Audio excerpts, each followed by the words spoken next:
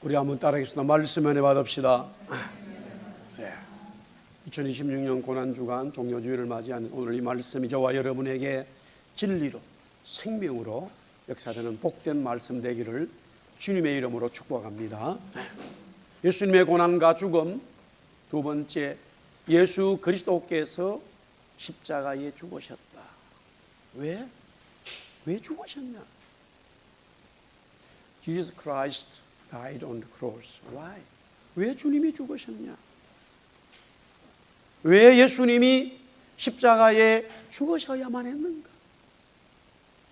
대체 예수님이 십자가의 죽음이 우리에게 무엇을 가져다 주는가?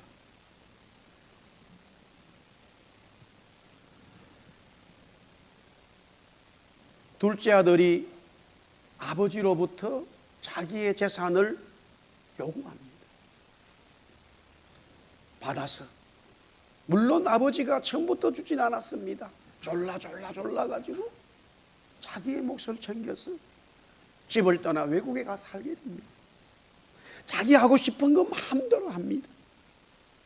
아버지와 함께 있는 것이 싫었기 때문입니다. 아버지가 자기에게 베풀었던 그 사랑은 사랑이 아니라 간섭이라고 생각했습니다.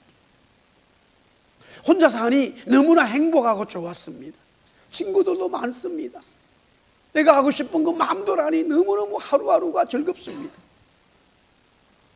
가지고 온 돈을 마음대로 쓸 수 있으니까 얼마나 좋은지 모릅니다. 그러나 인풋이 없는 상태에서 아웃풋만 있다 보니까 시간 지나서 그 가져온 돈은 아버지의 재산은 다 소비되었습니다.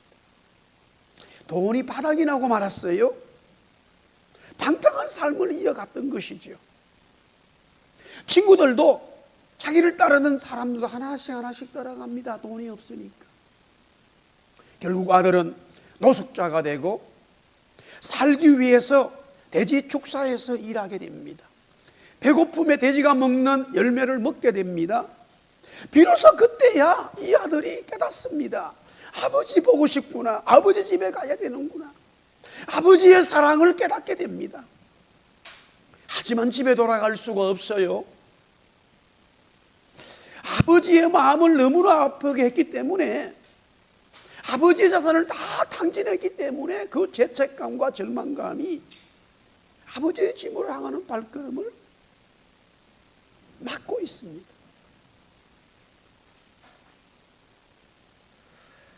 하지만 자기가 처한 삶이 너무나 힘들기 때문에, 도저히 해결할 수 없기 때문에 아버지의 집으로 돌아갈 것을 마음에 먹기 시작합니다. 그 이유는 자기 집에 사는 종들이 자기보다 낫기 때문입니다. 또한 이제는 아들로 사는 게 아니라 종으로 살아야 되겠다, 그렇게 결심합니다. 아버지 집에 돌아오니 아버지는 그 아들을 안아주면서 새 옷을 입히고 가락지를 끼우고 새 신발을 신기고 송아지를 잡아서 잔치를 베풉니다. 죽었다가 돌아온 아들이라고 아버지를 얼마나 좋아하는지, 그때서야 아버지의 사랑을 진심으로 아들이 깨달았습니다. 아버지의 사랑을 온몸으로 받으니까 얼마나 행복한지, 정말로 이제 진짜 행복이 무엇인지를 이 아들은 깨달았습니다. 아버지가 아들에게 보여준 사랑의 확정이었습니다. 예수님의 비유죠. 누가복음 15장 비유의 말씀입니다. 아버지가 방탕한 아들에게 보여준 그 사랑을 확정하는데 하나님의 사랑으로 설명하고 있습니다. 사랑하는 성도 여러분, 2026년 종료주일입니다. 고난의 주간을 맞이했습니다. 왜 주님이 고난받으시고 십자가의 죽음을 십자가에서 죽어야 하느냐는 성경의 진리를 우리는 반드시 깨달아야 됩니다. 이 진리를 깨닫지 않는다면 우리의 삶은 신앙이 아니라 종교인입니다. 그렇다면 성경이 말하는 그리스도께서 왜 십자가에 죽으셔야 하느냐? 오늘 로마서 5장 8절에 보니까 이렇게 되어져 있습니다. 우리 한번 말씀을 보았습니다만 같이 읽겠습니다. 시작. 우리가 아직 죄인 되었을 때에 그리스도께서 우리를 위하여 죽으심으로 하나님께서 우리에 대한 자기의 사랑을 확정하셨나? 예, 하나님의 사랑이 그리스도가 십자가에 죽음으로써 우리를 향한 그 사랑이 펼쳐졌다라는 거예요. 도장이 찍혀졌다라는 거예요. 선언되어졌다라는 거예요. 당연히 이 일을 감당한 그리스도는 너무나 심한 고통과 고난을 당했습니다마는, 그럼에도 왜 그리스도가 십자가에 죽으셔야 되느냐? 하나님의 사랑이 그 그리스도의 죽음으로써 완성되기 때문이라는 거예요. 계속해서 로마서 5장 5절에는 이렇게 되어져 있습니다. 그것을 우리가 믿을 수가 없어요. 정말로 하나님의 사랑이 그리스도의 죽음으로써 하나님의 사랑이 결정체냐? 우리는 믿을 수가 없을 때에 성령께서 하나님의 사랑이 우리 마음에 부어가 되었다. 성령께서 강력하게 역사하셔서 이 엄청난 큰 그릇에다가 물을 그냥 여름에 더운 날 확 부어주면 얼마나 시원하고 좋은지, 부원받았다라고 하는 그런 표현이에요. 하나님의 성령께서 우리에게 그 은혜를 깨닫도록, 하나님의 사랑을 깨닫도록, 그리스도가 십자가에 죽으신 것이 하나님의 사랑이라고 성령께서 깨닫도록 역사하셨다라는 거예요. 할렐루야. 왜 주님이 십자가에 그리스도가 죽어야 되느냐? 하나님의 사랑이라는 거예요. 하나님의 사랑이 그리스도의 십자가의 죽음으로 나타났다는 거예요. 그러면 그 하나님의 사랑에 대한 조금의 설명이 필요한 것 같아요. 먼저 로마서 5장 1절에 예수 그리스도로 말미암아 우리가 하나님과 화평을 누린다. 그리스도의 십자가의 죽음이 하나님의 사랑의 확정인데, 하나님의 사랑이 확정됨으로써 하나님의 화평이 우리에게 밀려오게 되었다.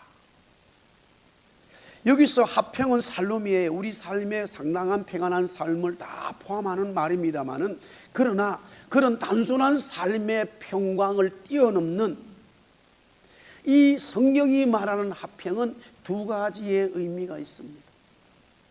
하나는 완전히 회복되어진 아들의 자격입니다. 둘째 아들이 돌아왔을 때 나는 종으로 살아야지 라는 마음으로 돌아왔는데, 아버지는 종으로 대한 게 아니라 여전히 아들로 아들의 권위와 아들의 자격을 다 준 거예요. 그리스도가 십자가에 죽음으로써 우리는 원래 하나님의 형상으로 자녀로 창조되었는데 범죄함으로써 그것이 다 날아가 버렸어요. 그러나 그리스도의 십자가의 죽음이 하나님과 화평을 이루었다는 것은 다 나에게 그 아들의 자격이 회복되었다라는 거예요. 삶의 보상으로 완전히 주어졌다라는 거예요. 양자형을 받은 우리가 하나님이 주어진 모든 복을 누릴 수 있는 자격을 가지게 되었다. 그것이 하나님과 화평입니다. 지금 캐나다 밴쿠버에도 UBC 대학이나 또 웨스트 밴쿠버에는 정말 비싼 집들이 있어요. 몇 천만 불 가는 집들이 있을 거예요. 만약에 어떤 사람들이 그 집주인이 나보고 그 집에 살아라 그런다 그래도 살 수가 없어요. 왜? 마음이 평강이 없어요. 왜? 전기세를 낼 수가 없어요. 수영장 있지요, 영화관 있지요. 그 나오는 전기세 한 달이 엄청난 거예요.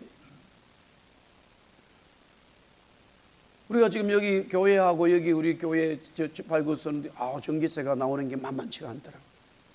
근데 그런 데는 엄청 나온다는 거예요. 마음에 평강이 없어요. 왜?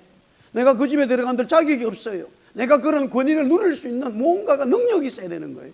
능력이 없는 화평은, 그러나 여기서 말하는 화평은 하나님이 우리에게 모든 권위를 회복시켜 주기 때문에 내가 누릴 수 있다 이거예요. 할렐루야. 또한 화평의 의미는 하나님과 우리의 관계가 허물 없이 만날 수 있고 대화할 수 있게 되었다는 거예요. 이건 굉장히 중요합니다. 예수님이 제자들에게 계속 이런 말씀하세요. 요한복음 14장, 15장, 16장에 공통적으로 나오는 것이 너희가 내 이름으로, 우리 한번 따라합시다. 너희가 내 이름으로 기도하면 하나님께서 다 응답하신다. 할렐루야. 계속 강조하시는 거예요. 그 말씀을. 왜냐하면 끓이김이 없어졌기 때문에, 허물이 없기 때문에. 관계성에서 내가 아버지한테 엄마한테 뭘 달라고 해야 되나, 그 엄마가 주실까, 그런 허물이 없어졌기 때문에. 화평은 그런 화평이에요. 그런 권위가 있어요. 건세가 있어요. 관계성이 있어요. 끓임이 없어요.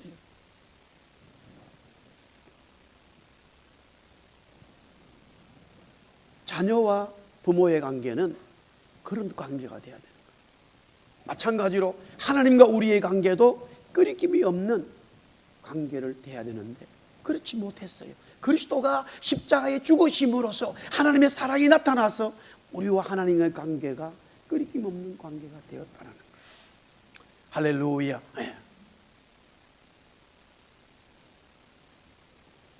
또한 하나님의 사랑이 확정되었다는 것은 즐거움이에요. 로마서 5장 2절에 이렇게 되어져 있습니다.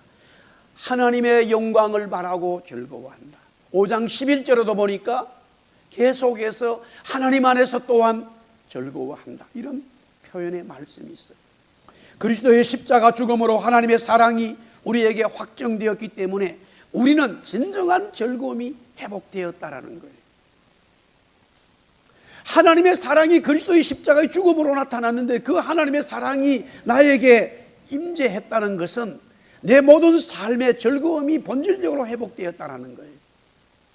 정말 이 말씀은 여러분의 영에 우리의 삶에 영적으로 진리로 와닿아야 되는 거예요. 결혼하는 것도 즐겁고 차 사는 것도 즐겁고 집 사는 것도 즐겁고 내가 좋아하는 것도 다 즐겁습니다. 즐거운 게 틀림이 없지만 그리스도가 십자가에 죽으심으로 하나님의 사랑이 확정된 그것이 저와 여러분 속에 가장 즐거움이 되어야 된다는 거예요.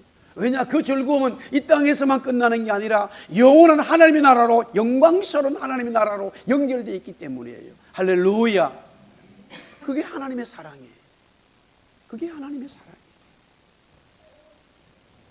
우리는 본래 하나님의 형상으로 지음받았습니다마는 그 형상 지음받은 그때의 범죄함으로써 그 즐거움이 다 사라져버렸어요. 왜 이 세상은 전쟁과 고통과 모든 관계성에서 깨어지느냐?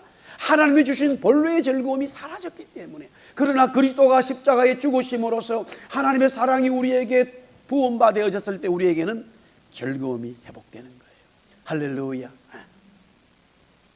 오늘도 우리 아이들 잠깐 같이 예배했습니다만 저는 이 아이들을 보면은 늘 소망을 가지는 게, 저도 이 아이들 때처럼 장하게 중학교 2학년 여름방학이 아버지가 예수 믿는 분도 아니에요. 그렇다고 해서 어머니가 열심히 믿는 분도 아니에요. 두 형님은 서서히 이미 저와 나이가 찼기 때문에 차이가 있어서 이미 서서히 세상으로 나갔어요. 형님들이 나를 신앙교리 이끌어주지도 않았어요.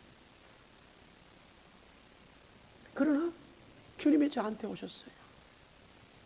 주님이 저에게 오셨어요. 그때의 즐거움이 얼마나 좋은지 매일매일 교회 갔어요.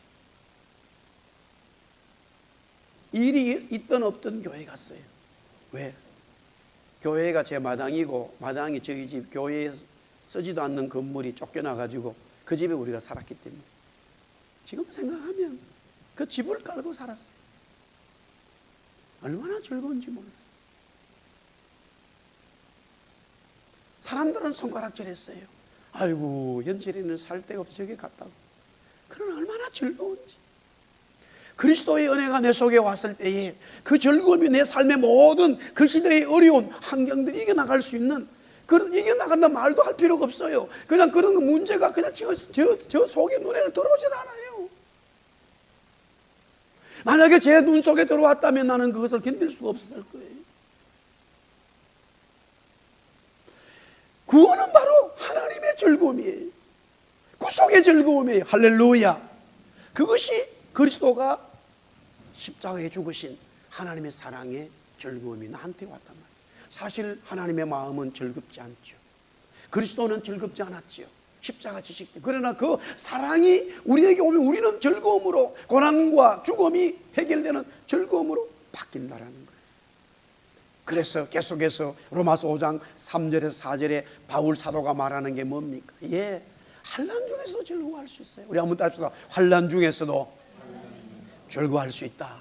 할렐루야. 이 진리가 바로 그리스도인들에게 있는 거예요.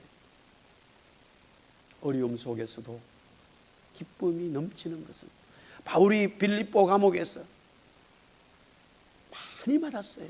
40대에서 모질에는 39대를 맞았어요. 그건 거의 40대 맞으면 죽기 때문에 유대인들이 그렇게 했다라는 거예요. 그런데 그 감옥에서 하나님을 찬미하잖아요. 즐거움이 있어요. 물론 환난이죠, 어려움이죠, 고통이죠. 그러나 그 고통보다 환난보다 더 큰 즐거움이 지배하고 있어요. 할렐루야. 할렐루야. 지금까지 목회하면서도 참 이런저런 어려움이 있습니다만 그 즐거움이 나를 이끌어주는 것이죠. 환난 중에서도 당연히 연단이 돼요. 인내를 가지게 돼요. 힘들어요. 그러나 본질적인 그리스도의 주시는 즐거움이 우리 성도들에게 있기 때문에 바울은 당당하게 진리의 말씀으로 우리들에게 선언해 주고 있습니다. 로마서 8장 18절에는 생각하건대 현재의 고난은 장차 우리에게 나타날 영광과는 비교할 수 없다. 우리가 고난 속에서, 환난 속에서 즐거움이 있지만, 그러나 나중에 하나님 나라 갔을 때는 환난과 고통이 없는 즐거움이에요. 완전한 영광스러움이에요. 할렐루야. 계시록에 그렇게 말씀하시잖아요. 요한이 그것을 경험했잖아요. 우리가 이 땅에서 즐거운 것은 어려움 속에서 즐거움이에요. 고난 속에서 참는 즐거움이에요. 인내하고 내가 말하고 싶어도 말하지 않고 행동하고 싶어도 참은 속에서 하나님의 즐거움이 있어요. 그러나 그것이 나중에 영광스러움으로 갈 때는 이 땅의 삶과는 비교할 수가 없다는 거예요. 영원한 즐거움이에요. 할렐루야. 우리가 지난주에 말씀을 보았습니다마는 이사야 53장 3절에도 계속적으로 예수님이 멸시당하고 강고를 받고 멸시를 당하고 우리 기여기지 아니하는 그런 예수님도 고난이 있었습니다마는 결국 부활을 통해서 그리스도의 놀라운 역사가 있게 되어집니다. 바울 사도는 아주 중요한 말씀을 우리에게 주고 있죠. 로마서 8장 17절입니다. 우리 한번 이 말씀은 같이 읽어보도록 하겠습니다. 같이 시작. 자녀이면 또한 상속자 곧 하나님의 상속자요 그리스도와 함께한 상속자니 우리가 그와 함께 영광을 받기 위하여 고난도 함께 받아야 할 것이다. 영광의 즐거움에 참여하는 것은 너무 놀랍습니다만 주님이 이 땅에서 고난 속에서 즐거움을 찾아가듯이 우리 또한 마찬가지라고 말씀하고 있어요. 사랑하는 성도 여러분, 왜 주님이 십자가에 죽으시냐 하느냐? 하나님의 사랑이지. 하나님의 사랑이 집행되기 때문에 그리스도가 십자가에 죽으셨다는 거예요. 두 번째는 우리의 입장을 좀 보겠습니다. 표현적으로 먼저 우리가 로마서 5장 9절에서 10절의 말씀을 보면은 구원이라고 하는 말을 계속적으로 바울 사도는 말씀하고 있어요. 자, 하나님께서 이렇습니다. 하나님께서 하나님의 아들을 십자가에 죽기 위해서 하늘에서 던져버렸습니다. 그걸 전문용어로 인카넷이라고 합니다. 시편 22편에 하나님이여 하나님이여 나를 어찌 버리십니까? 라고 고백하는 다윗의 고백이 그리스도의 고백이에요. 아버지 하나님이 아들을 쫓아내버렸어요. 이 땅으로 쫓아내버렸어요. 그것이 하나님의 사랑이에요. 하나님이 하나님의 아들을 이 땅에다가 던져버렸어요. 할렐루야. 그런데 그 던져졌을 때에 저와 여러분이 그 사랑을 각 받아야 되는 거예요. 캐치해야 돼요. 주님이 제자들에게 말합니다. 내가 이 세상에 온 것은 세상을 위해서 온 것이 아니라 나를 믿는 자들을 위해서 왔다라는 표현을 해요. 그러나 본질적으로 하나님이 세상을 이처럼 사랑하사 다 세상에 왔어요. 그러나 왜 그런 표현이 나왔느냐면은 하나님이 그리스도가 십자가에 죽는 것이 하나님의 사랑인데 그것을 이 세상에 던져버렸어요. 그런데 많은 사람들이 잡는 거는 고사하고 피해요. 피하기만 해도 다행이지요. 던진 것을 집어가 버리는 거예요. 공격해버려요. 세상이. 그래서 주님의 기도가 바뀌었어요. 내가 세상을 위해서 기도하는 게 아니라 세상에서 나를 믿는 자들을 위해서 기도하느라고 아주 축소시켜버렸어요. 그러면서 이렇게 말해요. 내가 세상에 있었으나 세상에 속하지 않은 것처럼 너희도 세상에 있지만, 우리 한번 따라합시다. 우리는 세상에 있지만 세상에 속하지 않았다. 이 진리가 여러분의 속에 와닿아야 돼요. 금요일도 말씀을 드렸지만 세상에 속한 삶은 세상에 속한 모든 가치대로 따라가는 삶이에요. 세상에 속하지 않았다는 것은 그렇게만 산다 그러면은 하나님의 복음을 외면하는 거예요. 나만 좋으면 되는 거예요. 둘 다 잘못됐어요. 우리는 세상에 속했지만 세상에 속하지 않은, 하나님이 그리스도를 십자가에 죽게 하심으로써 하나님의 사랑을 이 세상에 던졌는데 우리는 그 사랑을 받아 먹어야 돼요. 할렐루야. 우리는 그 사랑을 받아야 되는 거예요. 우리가 그 사랑을 받는데 우리의 조건은 어떤 조건이었느냐, 우리의 모습은 어떤 모습이었느냐. 한마디로 구원받을 수 없는 조건이었지만 우리가 구원을 받게 되는 것인데, 바울 사도는 우리의 조건을 세 가지로 우리의 모습을 아주 설명하고 있어요. 그 첫 번째는 5장 6절입니다. 우리가 연약하다라고 말해요.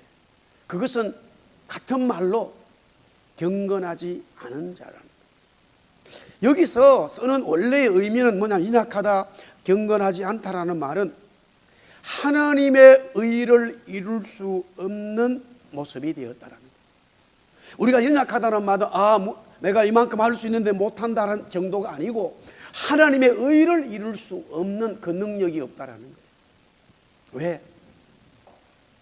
창세기 3장의 사건을 통해서 하나님의 강건함을 잃어버렸기 때문에. 왜 하나님께서 그리스도를 십자가에 죽게 하셨느냐? 저와 여러분이 연약한 자인데 강건하게 하시기 위해서, 하나님의 의를 이루기 위해서 그리스도가 십자가에 죽으셨다라는 거예요. 하나님이 그 사랑을 던졌기 때문에 우리는 그 사랑을 받아 먹으면 우리는 연약한 자가 아니라, 경건하지 않은 자가 아니라 강건한 자, 경건한 자, 하나님의 의를 이룰 수 있는 자로 바뀌어버린다는 거예요. 할렐루야. 두 번째는요, 5장 8절에 계속해서 같은 말입니다만 죄인이었단 말이에요. 우리가 죄인이었다. 이것은 법적인 선언이에요. 법적인 선언이에요. 우리가 캐나다와 이미 삽니다마는 대부분의 사람들은 교도소 갈 일이 없어요. 그러나 아주 특별한 경우에 어떤 우리 한인들도 범죄자가 되어서 교도소 가는 사람들이 있더라고요. 그렇게 되면 그거는 정부가 당신은 이제 죄인이야 라고 법적 선언을 하게 됩니다. 그래서 죄를 받았기 때문에 1년 살아야 돼, 2년 살아야 돼, 3년 살아야 돼, 뭐 이런 나름대로의 형이 집행되는 거예요. 내가 부족하고 연약할 수 있어도 캐나다 정부가 당신은 죄인입니다, 법정 죄인입니다 라고 경험한 건 없어요.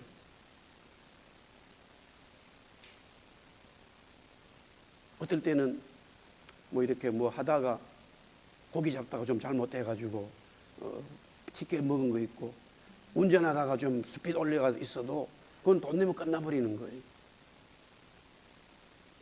그렇게 하면 안 되는데 어떤 어느 순간에 뭔가 좀 이게 잘 소통이 안 돼가지고, 그러나 법적인 죄인은 아니잖아요. 여기서 죄인은 법적인 죄인이에요. 법적인 죄인. 법적인 죄인이기 때문에 우리가 스스로 해결할 수가 없어요. 법적 선포입니다. 아담의 죄악으로 인해서 모든 인간은 본질상 죄인이다. 이 죄인의 죄성과 죄의 삶을 해결할 수 있는 어떤 길도 죄인은 우리들에게는 없어요. 그래서 예수 그리스도가 죄 없는 예수 그리스도 인간으로 오셔서 우리가 죄인인 우리가 의인으로 바뀌는 거예요. 할렐루야. 그래서 십자가에 죽으신 거예요. 마지막으로 로마서 5장 10절에는 원수입니다. 우리말에 번역된 게 잘못된 건 없어요. 그러나 곧 우리가 원수 되었을 때에, 영어에는 God's enemies. 원수라는 말이 누구냐? 하나님과 원수예요. 여러분들, 하나님과 원수된 사람은 아무것도 될 수가 없어요. 심판이에요. 사람 간의 원수도 참 힘들어요. 그러나 하나님, 창조주 하나님과 원수되어 버렸기 때문에 우리는 해결할 수가 없어요. 그것을 화목한 관계로, 원수에서 화목한 관계로 하나님이 해결해 주시기 위해서 아들을 보내셨는데 우리는 하나님과 원수가 되는 순간에 마귀와는 진마귀가 되어버린 거예요. 마귀와 연합했어요. 마귀와 사는 거예요. 그 문제가 해결된 것은 바로 그리스도의 십자가의 죽음입니다. 할렐루야. 말씀을 정리하겠습니다. 왜 그리스도가 십자가에 죽으셨느냐? 하나님의 입장에서는 하나님의 사랑이 펼쳐지기 때문에 십자가에서 죽으셔야 된다. 우리의 입장에서는 우리가 연약하고 죄인이고 원수된 이 관계가 우리의 본질이 바뀔 수 있는 요소가 그리스도가 십자가에 죽으심으로 이루어질 수 있다. 그것이 성경이 말하는 그리스도의 십자가의 죽음, 고난의 진리의 말씀이에요. 여러분과 제가 이 진리의 말씀을 아멘으로 받고 할렐루야, 우리는 하나님과 이제 원수가 아니라 이제는 우리가 의인으로서 하나님과 화목하게 지나며 하나님 나라에 살아가는 멋진 하나님의 성도들 교회 되기를 주의 이름으로 축복합니다. 우리 같이 기도하겠습니다.